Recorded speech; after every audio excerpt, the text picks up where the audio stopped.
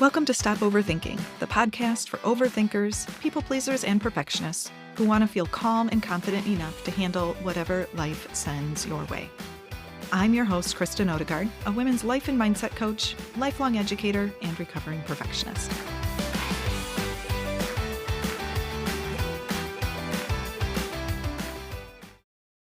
Welcome back to the Stop Overthinking podcast. Thank you so much for listening. Today, I'm going to be talking about a conversation that happens in virtually every single one of my coaching sessions in some way, shape, or form. So, this is essentially people pleasing and the illusion of control. So, if you're a people pleaser, overthinker, recovering perfectionist, it's likely your relationship to control needs some attention. Most likely, it's backwards. You are probably expending way too much time and energy trying to control other people and too little energy taking responsibility for yourself. So I know hearing this the first time, you're like, what? Control other people? No way. I'm kind. I'm practically a pushover. I'm there for people when they need me. I bend over backwards and I even make time for them when I don't have it. How is that controlling? It sounds counterintuitive at first, I know, but take a moment to consider, why are you doing these things? This overhelping, this overgiving. Why are you giving more than you have the capacity to give or the desire to give? Are you looking to get into their good graces? Do you want to be liked? Are you seeking attention, validation? I would offer to you that possibly it's to control or even manipulate their perception of you instead of allowing them to have their own ideas and perception based on who you really are and what your real needs and limitations are. So, as you know, I'm a recovering people pleaser, recovering perfectionist myself. So, while this may sound a little bit like tough love, it comes from a place of understanding and non judgment. Also note, for many of us, people pleasers is a coping skill. It's a response to trauma or just life experiences.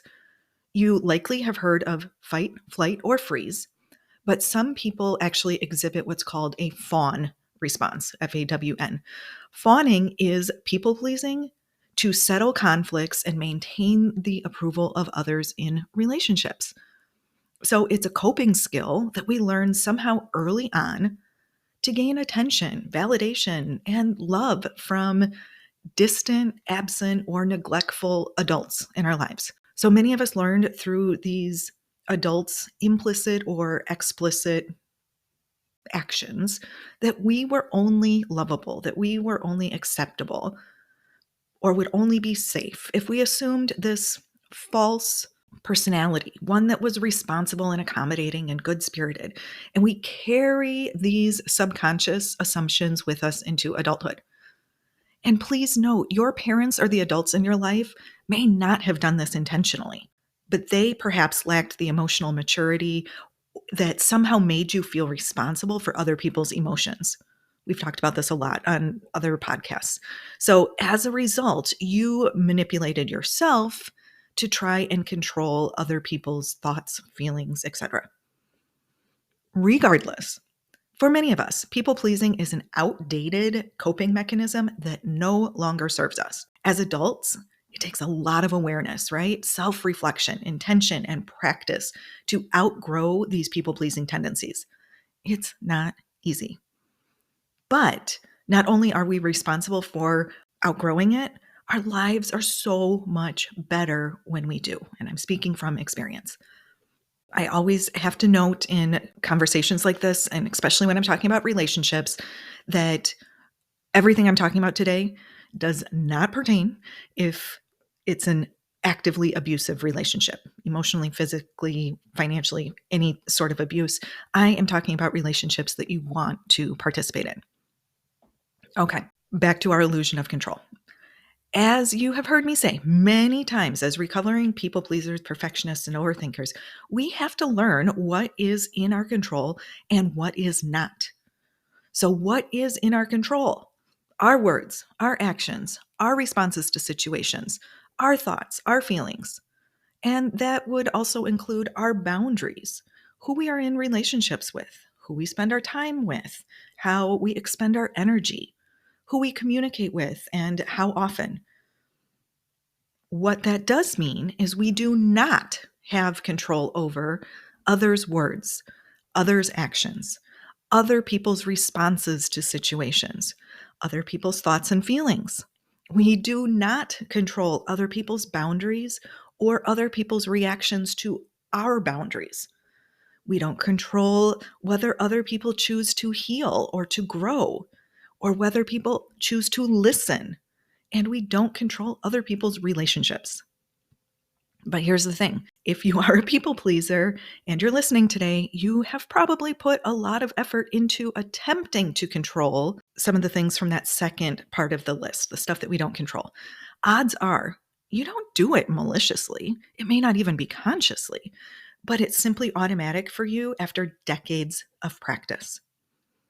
And here's what that might look like. Perhaps you're trying to control other people's emotions by not expressing your own hurt or discomfort or what you want or need. Think of the times that you've thought, "Ugh, I don't want to hurt their feelings. I don't want to do this, but I don't want to hurt their feelings. I don't want to make them uncomfortable." Or perhaps you put on a happy face or a neutral face, regardless of how you are actually feeling. Again, think of times that you've thought, I don't want to ruin the mood, or nobody wants to deal with someone who's sad or mad or whatever. Maybe you try and control whether others choose to heal or grow emotionally by constantly being available for their venting, playing the role of therapist. It might be offering books and podcasts and resources, even when they have demonstrated no intention to actually change or work on their problems. You might be trying to control other people's bad behaviors by saving them from negative consequences of their actions or attempting them to convince this is a bad idea when they're unwilling to acknowledge it themselves. It can be controlling of others' relationships. If you are playing the role of peacemaker, the middleman, the moderator, this could be between your partner and their parent, or your partner and your parent, or maybe it's between siblings or two people in a friend group. So, in each of those situations, you are taking responsibility for something that is not yours.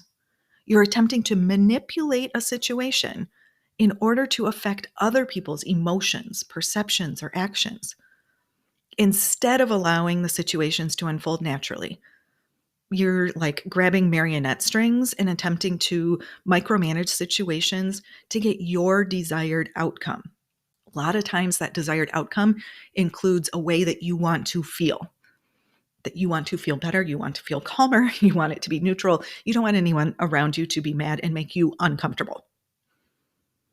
But there is a flip side to this too, because if you are a people pleaser, perfectionist, or overthinker, you might be taking very little responsibility for the items that you do control, right? You might be neglecting responsibility for your own needs by not even stating them or not prioritizing them yourselves.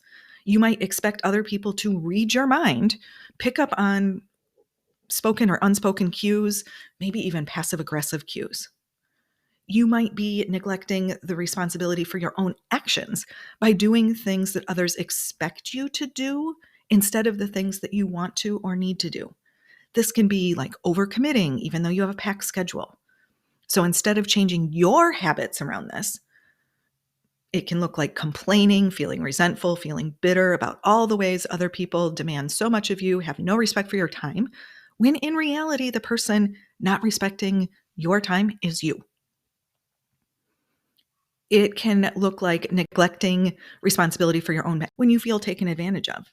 Instead of advocating for yourself directly with the person in this relationship, the person in question, you might refuse to set boundaries because the idea of doing so is so uncomfortable that you just cut people out of your life instead of having that uncomfortable conversation. And it can look like neglecting responsibility in your own relationships. If you stay in relationships that are one sided, imbalanced, unhealthy, or just deplete your energy. And again, this can look like complaining about others' emotional unavailability, their selfishness, their neglect of doing certain things, without acknowledging that you are choosing to stay in that relationship. So when your relationship to control is essentially backwards, you constantly feel like the victim of others' behaviors. And instead of taking action to change your circumstances and the things you can control, it's common to just broil in resentment and even fantasize about how others should be treating us differently. But unfortunately, these fantasies don't lead anywhere because wishing someone would change doesn't work. I know for me in the past, this would come about and I would be thinking like, why do they keep asking me to do this? It's always on me. Why are these people so rude and constantly gossiping about others? I wish we could talk about something else. From my clients, I hear things about wanting their parents to behave differently or about partners that don't share the load of housework. And in each of those, I or the other person is essentially asking, how do I change other people? And the answer is you can't. You can't make someone respect your boundaries. You can't make someone treat you more kindly. You can't make people do things. Since you're here listening, you've probably tried it though. So, trying to control other people in these ways is problematic for a lot of reasons, and you've probably run into this. One, it's assuming the other person simply didn't understand the first 4 or whatever times that you set the boundary, or they didn't understand when you communicated your needs. But these people are adults, right? I'm talking about adults, not kids. It's not that they didn't understand. They simply made a choice, and it's not a choice that you like. And they've chosen their needs, their preferences, their limitations over yours. Right. And then it's wishful thinking. We just said this. You've probably heard the quote, insanity is doing the same thing over and over and expecting different results. So when we are stating our needs for the fifth, sixth, 10th time, whatever, and we get in the same old fight over how our partner treats us, we're doing the same thing and expecting a different result. We desperately hope that this time, this is the time that they will change. And we're willing to overlook the obvious fact that they're not changing. And honestly, neither are you. Finally, all of these tactics separate you from your actual power, right? You do have control over whether you choose to stay in a relationship, a friendship, a intimate relationship at work, whether you continue to invest your energy in people that can't meet your needs. That's where your power lies. But the fear of relinquishing control and leaving a relationship or changing the dynamics generally keeps you stuck. At the end of the day, you are the only person whose responsibility it is to meet your needs and state your desires and maintain your boundaries. Nobody else is responsible for doing this for you. So instead of outsourcing these responsibilities to others, imagine how empowering it would feel to know that you can trust yourself and advocate for yourself. In order to correct our relationship with control, we have to assume responsibility for our own needs, our own actions, our own boundaries, and relationships, and release the illusion of control over others. So, here's an example that may help you put all this together. Let's imagine you have a differing opinion from your mother. That could be how you keep your house, religion, politics, how you're raising your kids, etc. Differing opinion. And almost every time you speak with her, your mother comments how disappointed she is that you don't do XYZ, and it would be so much better if you just thought and acted the same way that she does. You find this infuriating. It's been going on way too long. So, what's in your control? First, you can take control over your needs by saying, Mom, I know this is important to you, but I feel frustrated when you continue to talk with me about your beliefs when you know I don't agree. I can't continue to listen to this when you talk to me this way. And Mom is probably not going to like this or accept it. So maybe she hangs up if you're on the phone. She might get passive aggressive, try and continue the conversation if you're in person. The next time that you speak with her and she's right back to the same conversation, telling you what you're doing wrong, why you should do it her way. And as I discuss in my boundaries podcast, I'll link it in the show notes. When someone doesn't abide by our boundaries, our options are quite limited. We can't control how other people respond to our boundaries. We can only control how we respond to their response. So in this case, if you continue talking with mom and you are disrespecting your own boundary, that you can't continue in this conversation when she speaks to you this way. So here's where taking control of your own boundaries comes in. And that can sound like, Mom, I've told you I can't listen when you speak to me this way. I'm going to end this conversation now. And then you hang up the phone or you walk away. And this could go on for a little while. It depends on how much you care about this relationship, whether you want to engage in this. But whenever she veers into that critical talk, you remove yourself from her presence. This is taking personal responsibility for your own needs and boundaries and utilizing things that are actually in your control to create the well-being for yourself. And again, I know that this is not easy because it feels so uncomfortable. The idea of surrendering control over other people or situations can feel terrifying because it's all you've ever known, most likely. So it's familiar, even if it's uncomfortable. But the truth is, you never had control over these other people or the other people's situations the way you thought you did. All you're really surrendering is your illusion of control and the many heartaches and dead ends that illusion entails. The hardest part of releasing the illusion of control over others is being willing to let relationships go and dealing with your own emotions and thoughts about it, right? The relationship already isn't what you want it to be. It's dealing with our own thoughts and emotions and being in our own head to deal with it. But most of us have already spent far too long wishing other people would change just because we want them to. And it's scary to realize that surrendering this illusion of control is synonymous with releasing relationships that we've clung to for so long. But by leaving these unsatisfying connections, relationships, we open up space for new connections to form.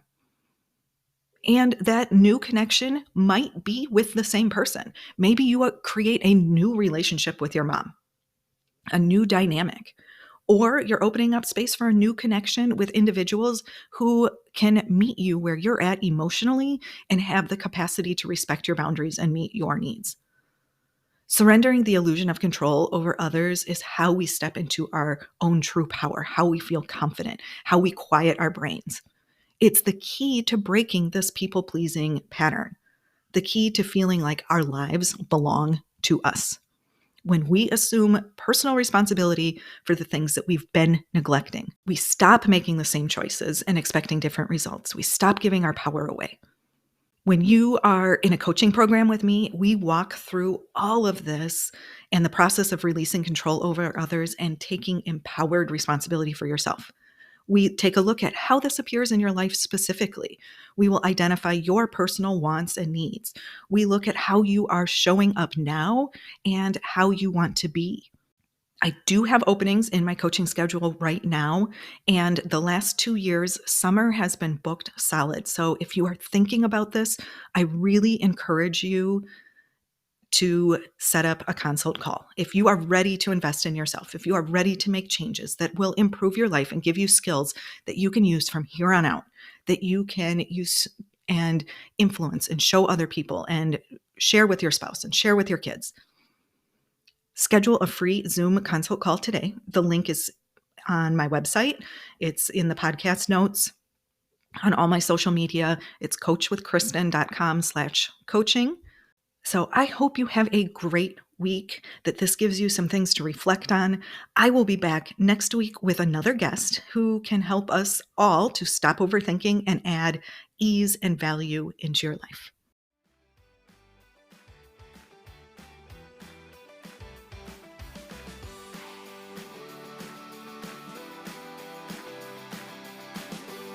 Thank you for listening to the Stop Overthinking podcast with Kristen Odegaard. If you enjoyed this episode, please share it with someone else who would benefit from the message. To learn more about working with me and links to social media and free resources, head over to my website, coachwithkristen.com. That's Kristen spelled Kristen. Be sure to subscribe to the podcast so you don't miss future episodes. Have a great week.